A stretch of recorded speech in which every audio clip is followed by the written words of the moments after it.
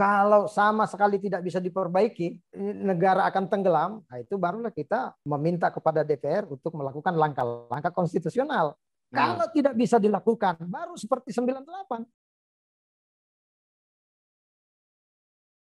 Kita berjumpa lagi di channel Ustadz Demokrasi. Seperti biasa, kali ini kita akan membahas isu-isu yang lagi hangat, yang paling aktual, yang sedang terjadi di negeri kita sekarang ini. Sobat sekalian, seperti yang kita ikuti bersama, beberapa hari terakhir ini kita sedang hangat-hangat cuitan adik-adik kita, sahabat kita, sang pejuang dari Badan Eksekutif Mahasiswa Universitas Indonesia yang mencuit, saya memberi istilah tanda petik gitu ya, memberi gelar kepada Presiden Joko Widodo sebagai The King of Lip Service. Cuitan ini diposting di hari Sabtu kemarin, tanggal 26 Juni, tepat di pukul 18, kira-kira seperti itu gitu ya. Itu kemudian sekarang ini mengundang pro kontra, dan yang pasti adalah ternyata khusus untuk dukungan kepada gerakan mahasiswa BM dari UI itu kemudian sudah meluas. Beberapa universitas, para BM mereka juga sudah mulai keluar melakukan gerakan dukungan bersama. Tidak hanya dari gerakan interkampus, bahkan ekstrakampus pun juga sudah mulai bergerak untuk memberikan dukungan. Karena bagi mereka adalah apa yang dilakukan oleh UI adalah mahasiswa BMUI ada dua setidaknya. Satu adalah ini bentuk kebebasan berekspresi yang tidak bisa dikekang oleh siapapun juga. Dan yang kedua adalah apa yang dilakukan UI paling tidak oleh publik, ini sepertinya mewakili rasa rindu publik, di mana yang selama ini orang selalu bertanya-tanya kemana mahasiswa. Sobat sekalian, kita tidak akan membicarakan soal pro kontra itu, tapi kita akan berdiskusi bersama dengan salah seorang tokoh pergerakan. Ada sahabat saya, senior saya sekaligus adalah Dr. Sapinudin Almandari. Saya bersama dengan beliau ini, kita mengundang beliau adalah paling tidak, ini saya kira agak tepat gitu ya, karena satu, beliau juga adalah alumni dari UI, dan yang kedua adalah ini adalah tokoh pergerakan. Bahkan sekarang ini adalah beliau selain akademisi, juga wakil ketua umum pengurus pusat Syarikat Islam.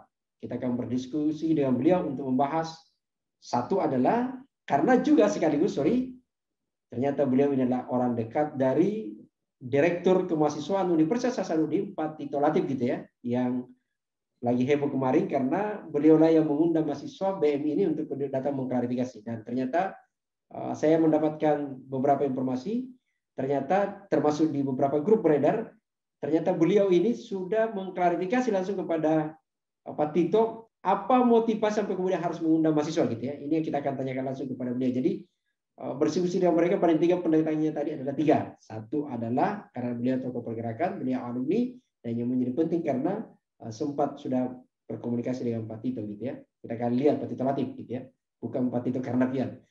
Pertanyaan saya sederhana untuk pertama dulu. Seberapa dekat sih sebenarnya dengan Pak Tito ini?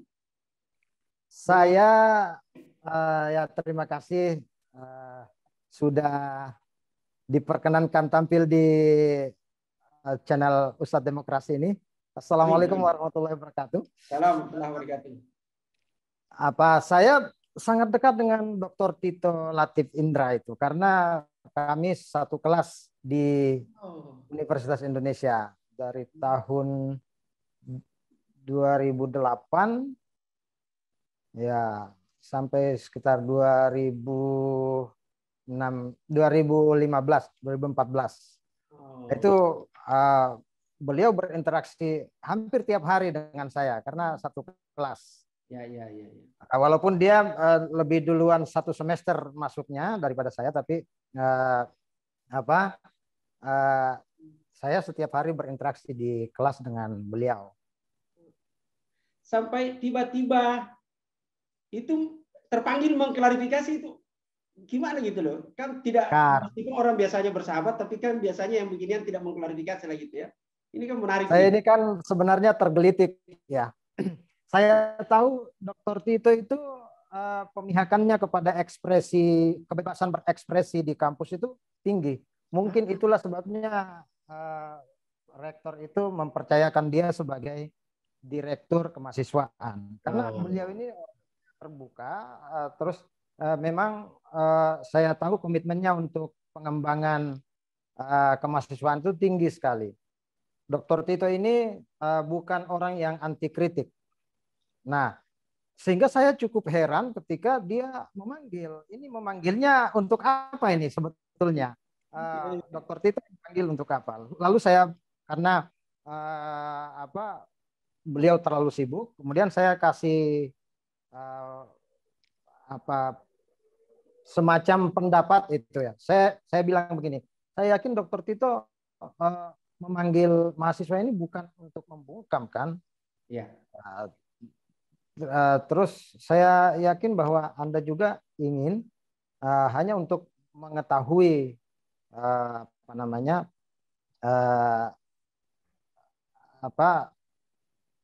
asal usul dinamika dan apa positioning mahasiswa dalam hal ini BEM UI itu kepada situasi sekarang ini dalam konteks pernyataan itu adalah Presiden Jokowi. Nah, kata dia iya, dia benarkan bahwa memang tidak untuk itu, tidak untuk membungkam mahasiswa. Jadi Pak Tito bilang dia sangat meyakinkan saya bahwa sebetulnya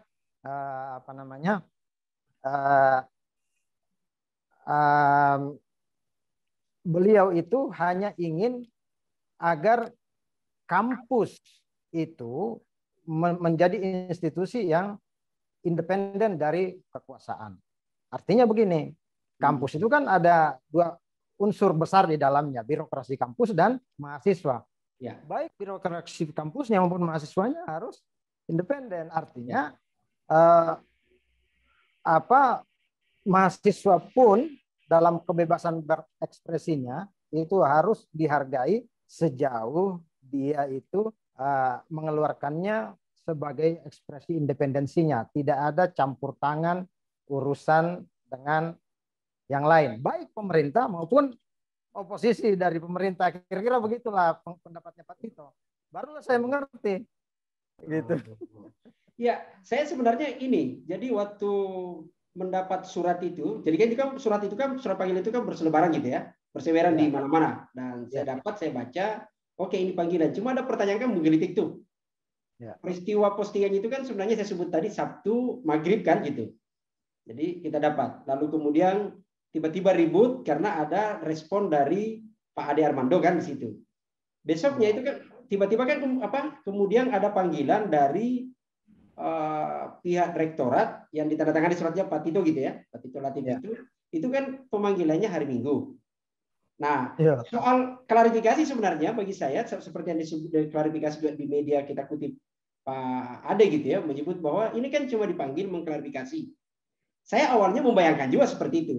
Tapi kemudian ada yang menarik nih, tapi saya kira Ustaz Safi tidak dalam konteks itu untuk mengklarifikasi, tapi penting untuk kita informasi gitu ya.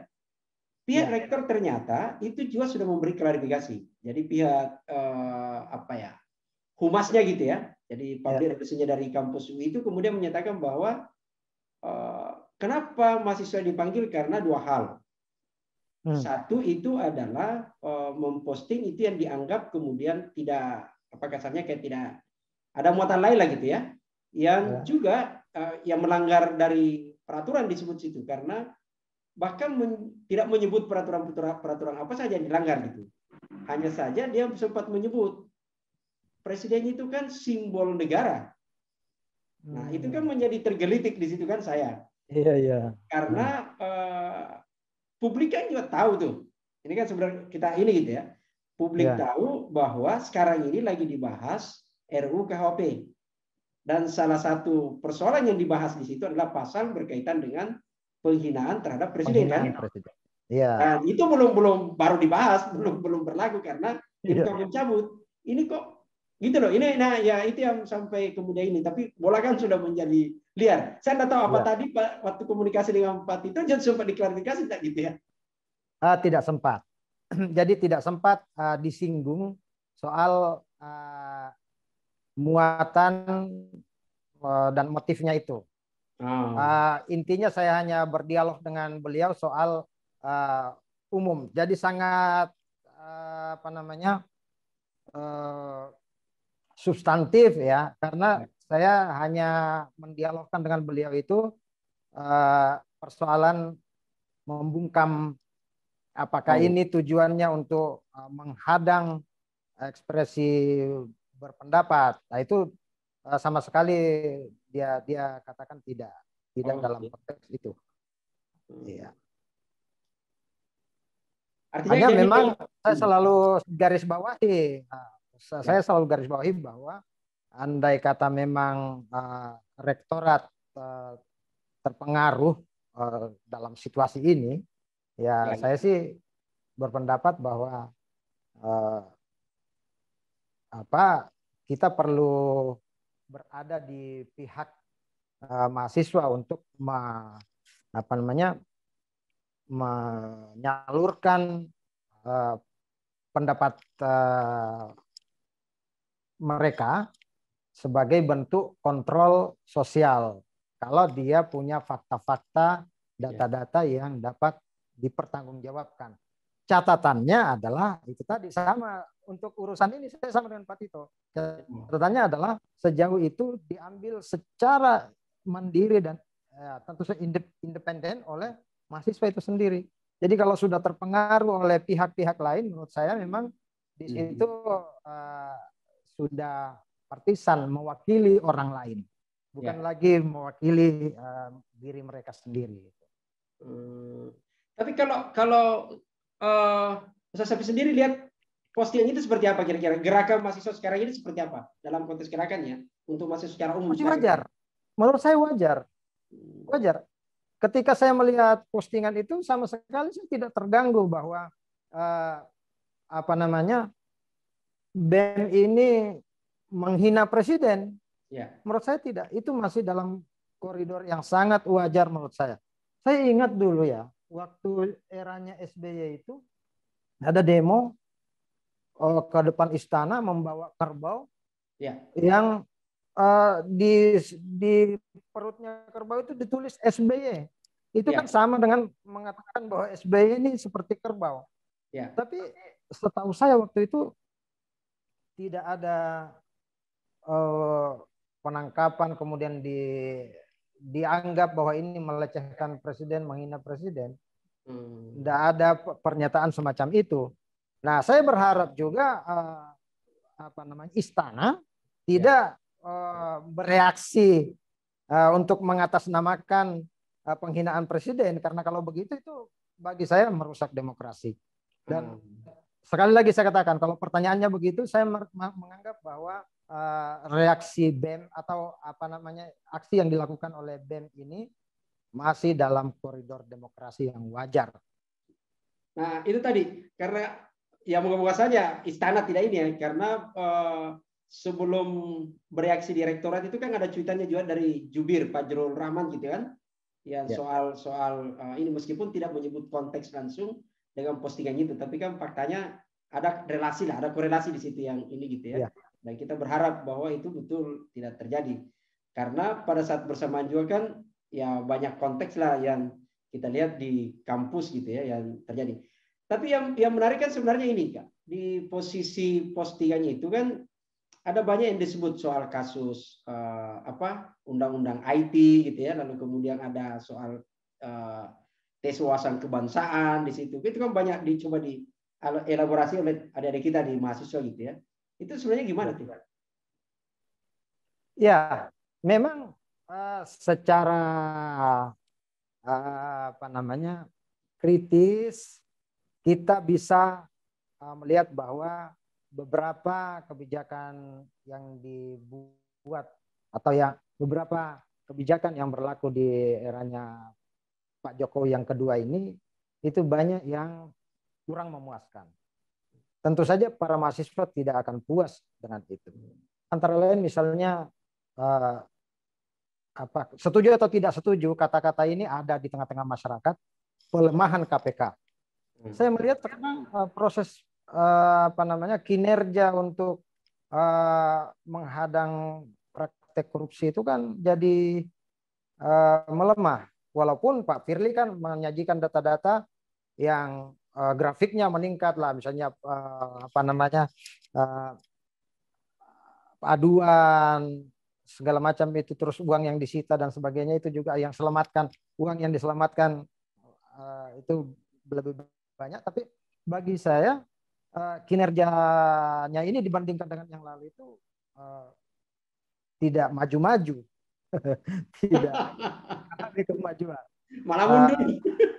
Ya, ini mengecewakan. Banyak pihak yang apa namanya, kecewa terhadap kebijakan atau komitmen Jokowi terhadap pemberantasan korupsi. Itu saya melihat memang pantas untuk apa namanya, dikoreksi oleh mahasiswa sebagai apa namanya, kelompok sosial kontrol itu.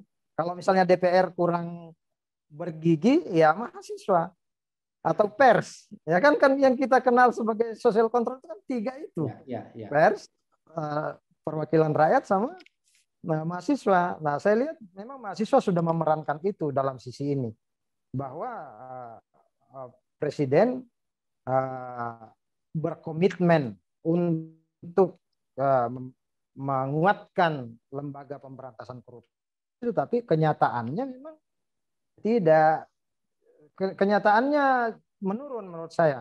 Beda dengan di era awal, di periode Presiden Jokowi yang pertama. Ini saya terus terang gini, jadi saya terus terang bagian dari orang yang sebenarnya merasa kembali kayak ini ya. Jadi ibaratnya hari-hari sebelumnya itu saya sebenarnya agak banyak bertanya kemana mahasiswa itu gitu ya. Di tengah banyak peristiwa, utang negara kita sekarang 6.000 triliun lebih gitu ya. Kemudian kasus ada SP3 di KPK, ada TWK, macam-macam gitu. Ini kemarin nih, tiba-tiba muncul gerakan dari BEM UI, saya menganggap ini, wah mahasiswa sudah pulang dari kampung gitu loh. Ya, betul. Nah, sehingga merasa ini kan mewakili kita gitu ya, mewakili peristiwa itu. Cuma kan menjadi, saya enggak tahu ya, mungkin sekaligus klarifikasi juga.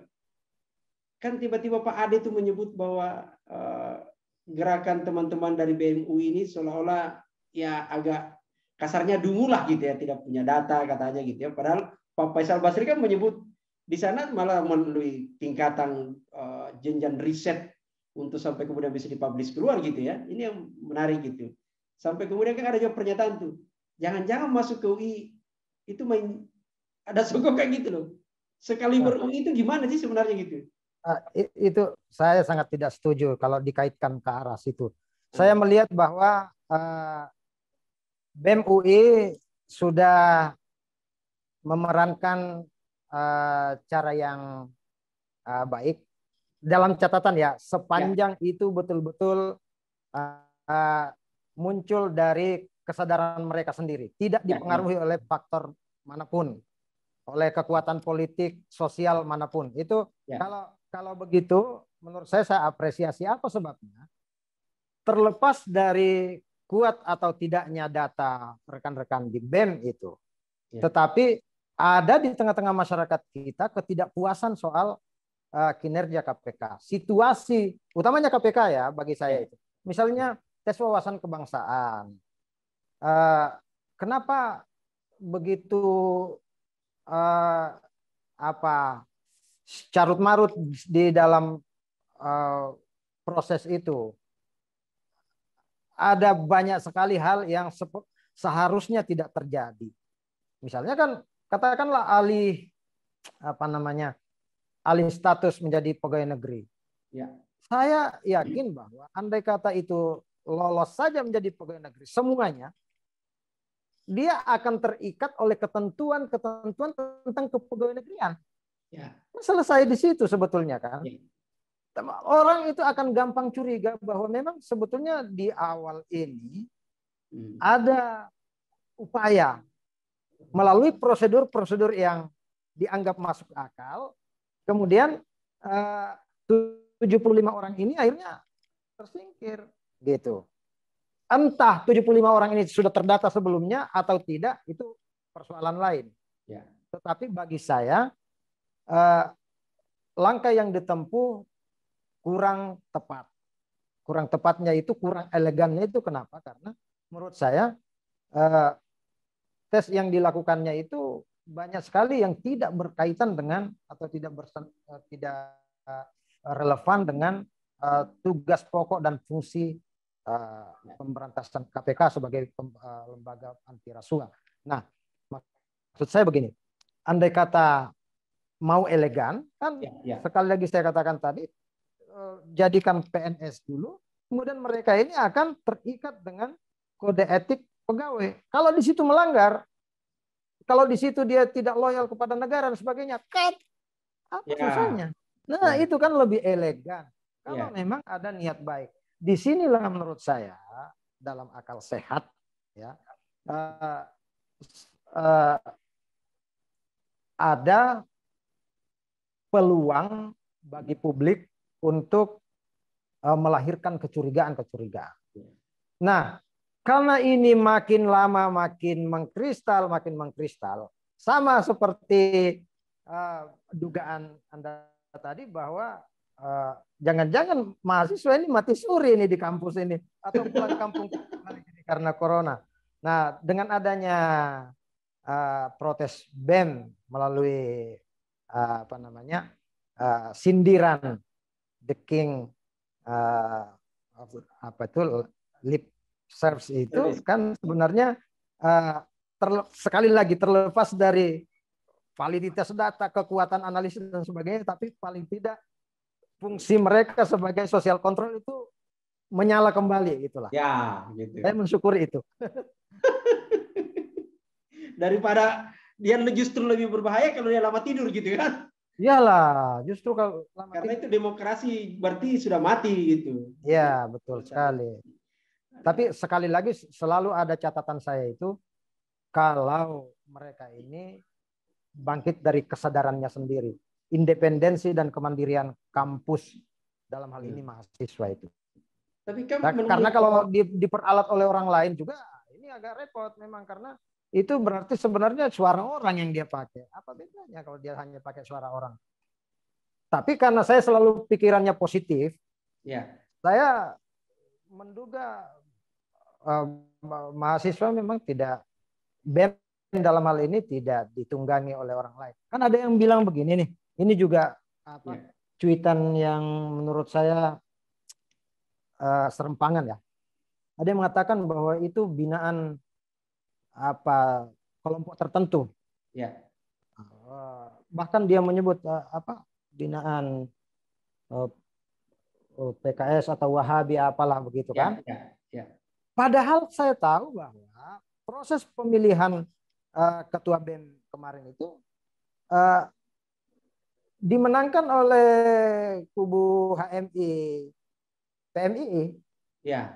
Jadi kandidatnya kami kan kalah di situ. Itu dia. Ya, artinya kan gugur bantahan itu, gugur pernyataan bahwa ini adalah binaannya ada kedekatan dengan partai politik tertentu atau kelompok-kelompok tertentu.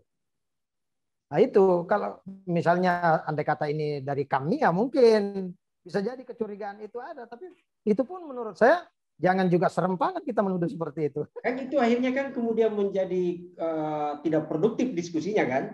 Kalau kemudian orang melihat pada sumber dari mana isu itu dibawa gitu loh. Ya, betul sekali. Ya. Muatan isunya, tapi melihat dari mana, itu kan problem sebenarnya. Padahal ini kan yang harus dilihat posisinya adalah bagaimana sebenarnya kondisi negara kita sekarang gitu. Jadi itu yang mau dari kelompok merah, dari kuning, dari hijau, itu kan lain soal gitu kan. Itu yang menurut saya agak ini. Sekarang ini kan bola sudah bergulir terus nih kan. Para BM se-Indonesia ini kan mulai bergerak ini. Kira-kira gimana nih? Sebagai tokoh pergerakan dulu ini gimana melihat ini kan? Saya berharap pertama begini. Saya berharap bahwa yang dikedepankan oleh mahasiswa itu moral force-nya, dalam pengertian komitmen moralnya untuk memperbaiki negara, bukan partisan kekuasaan. Jadi dia tidak punya kepentingan apakah pemerintahan ini bertahan atau mundur. Itu tidak Ya. dalam konteks itu. Ya. Jauh dari konteks itu. Protes mahasiswa itu menurut saya untuk perbaikan. Jadi ada apa? Perbaikan. Kalau sama sekali tidak bisa diperbaiki, negara akan tenggelam. Nah, itu barulah kita meminta kepada DPR untuk melakukan langkah-langkah konstitusional. Kalau tidak bisa dilakukan, baru seperti 98. Kan dulu kita itu kan begitu tuh, urutan-urutannya kan begitu. Kita minta dulu ada perbaikan di dalam pemerintahan. Oh, rupanya tidak bisa. Tembok besar ini Soeharto kan. Kemudian kita minta juga DPR, MPR. Tidak bisa melakukan apa-apa, barulah tidak ada jalan lain. Ya kan? Seperti membendung air, ya airnya mencari jalan sendiri kan. Nah, itu terjadi di 98. Kalau ini terjadi di sekarang ini, ya jangan sesalkan kalau ternyata mahasiswa akan mencari cara lain. Cuma kan ini kan sebenarnya oke, mahasiswa sudah bergerak gitu ya, mahasiswa sekarang bergerak, bahwa kemudian dalam politik itu kan selalu ada memang pihak yang diuntungkan gitu ya. Tapi terlepas dari itu, ini kan sebenarnya kalau kita belajar ya, apa yang dipraktekkan pihak rektorat di UI ini kan sebenarnya adalah seolah-olah ada kontraproduktif. Mahasiswa bergerak sendiri, lalu kemudian padahal kalau kita bicara ideal kan sebenarnya kan sama-sama tadi kita bicara independensi kan, merdeka. Kampus secara universitas sebagai keluarga besar gitu kan, harusnya kan sejalan pemikiran mahasiswa dengan universitas ini. Tapi kan menjadi problem kalau petinggi birokrasi dari universitas bagian dari yang kekuasaan lalu kemudian mahasiswanya berbeda gitu kan gimana itu? Iya. Nah, makanya itu saya buru-buru klarifikasi ke Dr. Tito dan beliau memberikan penjelasan. Jadi basis dialog kita adalah penjelasannya Dr. Tito tadi bahwa justru rektorat menghendaki agar ada kesamaan suara antara mahasiswa dengan rektorat. Dalam pengertian begini, setidak-tidaknya rektorat itu tahu tentang apa yang berkembang secara real, secara objektif di dalam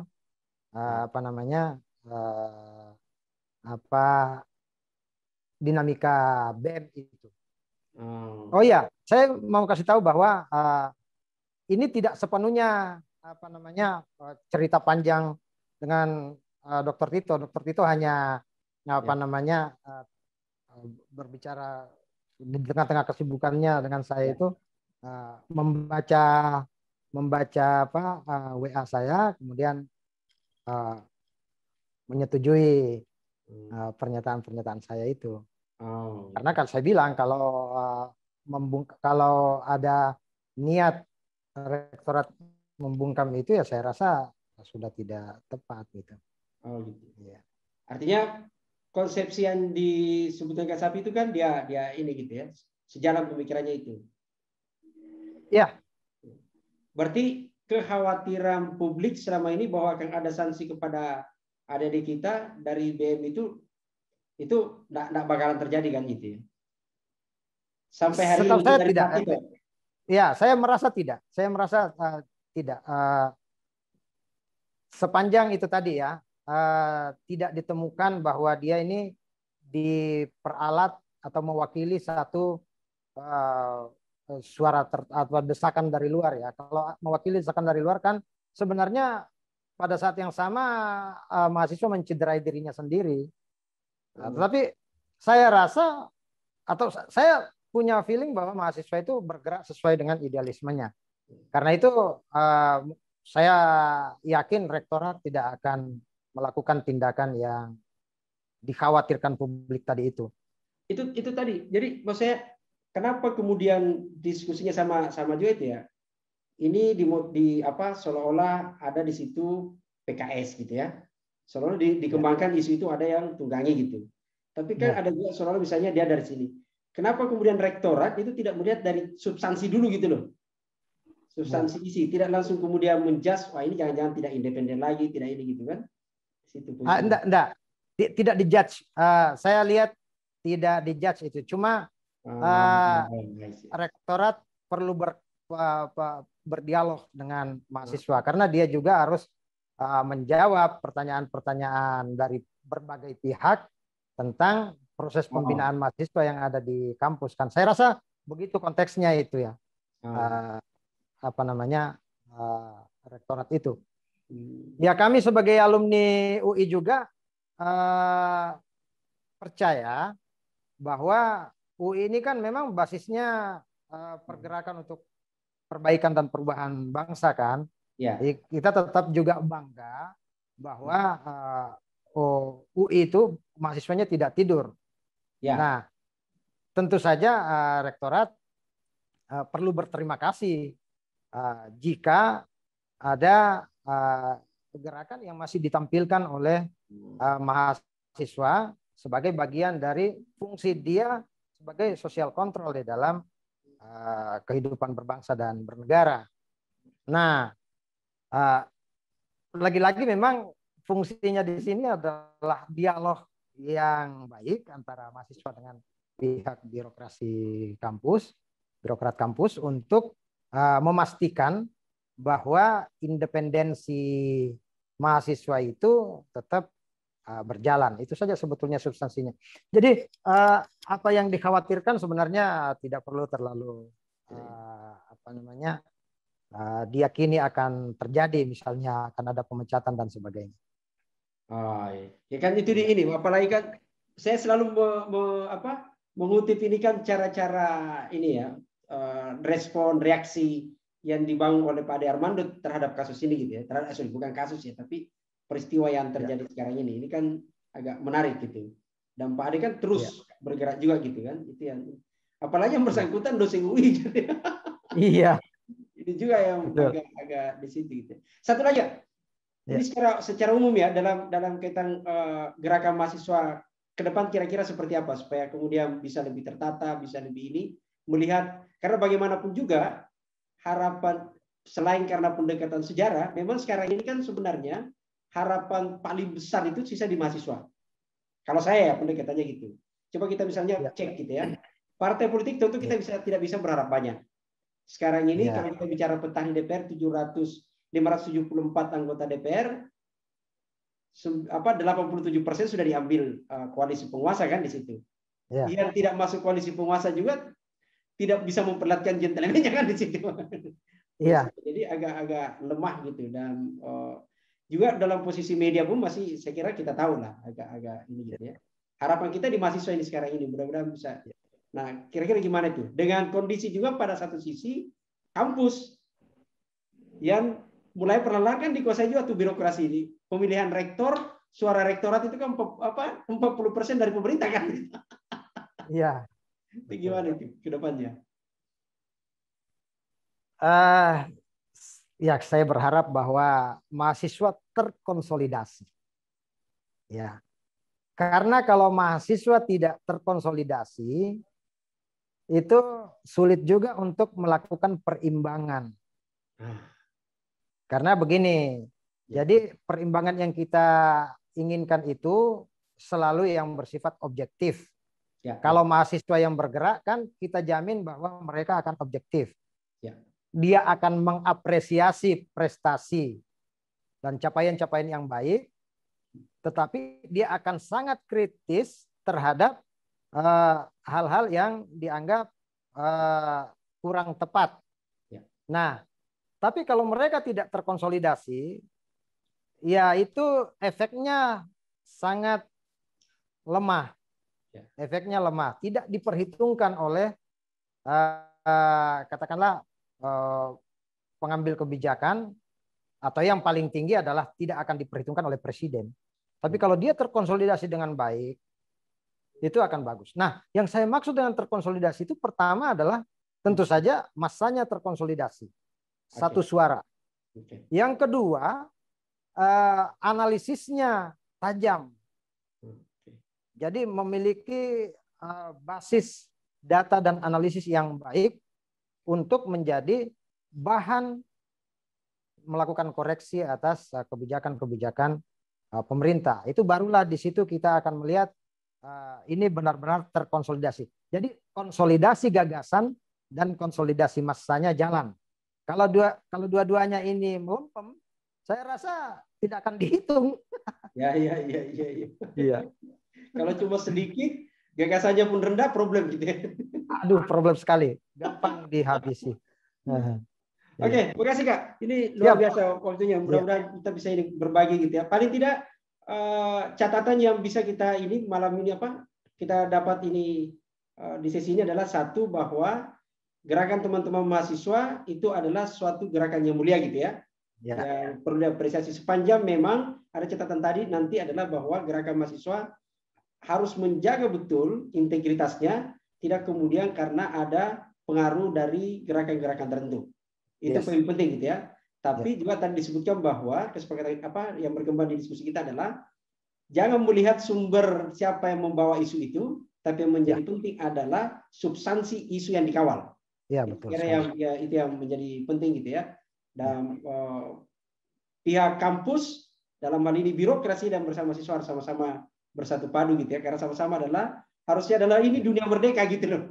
Iya, betul. Catatan terakhir itu menarik kan? Di soal konsolidasi gitu ya. Catatan terakhir menarik bahwa karena ini sekali lagi memang bahwa untuk mengawal demokrasi tadi disebutkan Ustadz bahwa Kasapi bahwa ada 3 ya tadi sebut.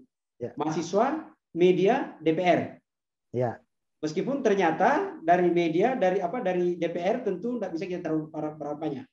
Ya, harapan yang paling besar itu adalah sebenarnya memang ada dari media dan ada dari yang paling lebih besar lagi ada dari mahasiswa. Dengan tadi catatan ada syarat gitu ya. Satu adalah terkonsolidasi. Terkonsolidasi itu adalah massa yang harus dikonsolidasi dengan baik, dan yang lebih penting adalah isu yang dikawal. Ya. Jadi substansi berdasarkan berbasis bukti gitu ya. Itu saya kira poin-poin. Ada closing? Siap. Ada statement closing ini? Ya. Ya.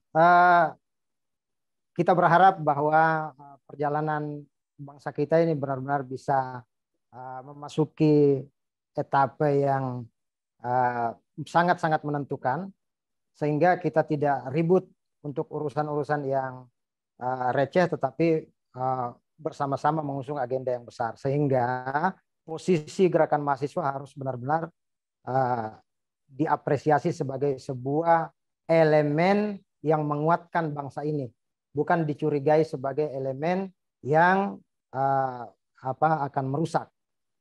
Pertama, yang kedua juga saya sangat berharap bahwa pihak-pihak yang memiliki niat untuk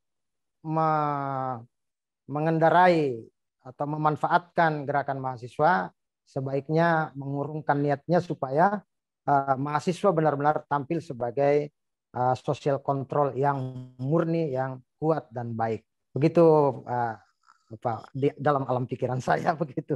Terima kasih banyak. Makasih banyak, Kak. Oke, makasih. Alhamdulillah diskusi kita sudah berakhir gitu ya. Dan ini luar biasa.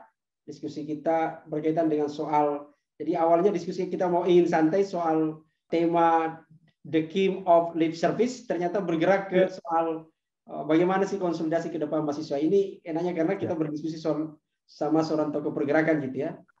Semoga bisa di sesi lain bisa kita berdiskusi lagi dengan beliau. Saya kira itu, makasih. Assalamualaikum warahmatullahi wabarakatuh.